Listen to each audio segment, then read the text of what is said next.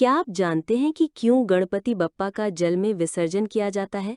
आइए जानते हैं। बहुत समय पहले जब ऋषि मुनि तपस्या और ज्ञान की गंगा बहा रहे थे, तब महर्षि वेदव्यास ने ठान लिया कि वो दुनिया को सबसे महान ग्रंथ महाभारत प्रदान करेंगे।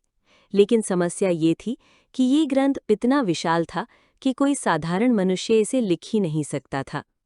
व्यास जी ने सोचा, अगर कोई इसे लिख सकता है तो वो स्वयं विघ्नहर्ता गणेश ही हो सकते हैं। वो गणेश जी के पास पहुंचे और विनती की, गणपति, आप तो बुद्धि और लेखन के देवता हैं, कृपा कर मेरी वाणी को अपनी लेखनी से अमर बना दीजिए। गणेश जी मुस्कुराए और बोले, ठीक है व्यास मुनि, पर एक शर्त है, मैं कलम कभी रुकूंगा नहीं। जैसे ही आप बोलना बंद करेंगे मैं लिखना छोड़ दूंगा।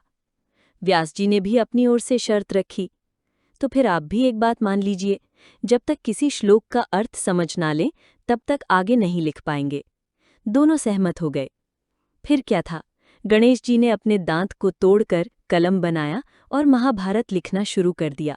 दिन रात बिना रुके वो लिखते ही रहे। व्यास जी गाते रहे, गणेश जी लिखते रहे। कई वर्षों तक ये दिव्य कार्य चलता रहा। अंततः महाभारत पूरा हुआ। लेकिन तब तक गणेश जी का पूरा शरीर धूल मिट्टी, घिसावट और थकान से भर चुका था। उनका रूप मानो तपकर काला पड़ गया था। व्यास जी ने देखा और कहा, हे गणपति, आपने संसार के लिए अद्भुत कार्य किया है। अब समय है कि आप स्वयं को पवित्र गंगा जल में स्नान कर विश्राम लें।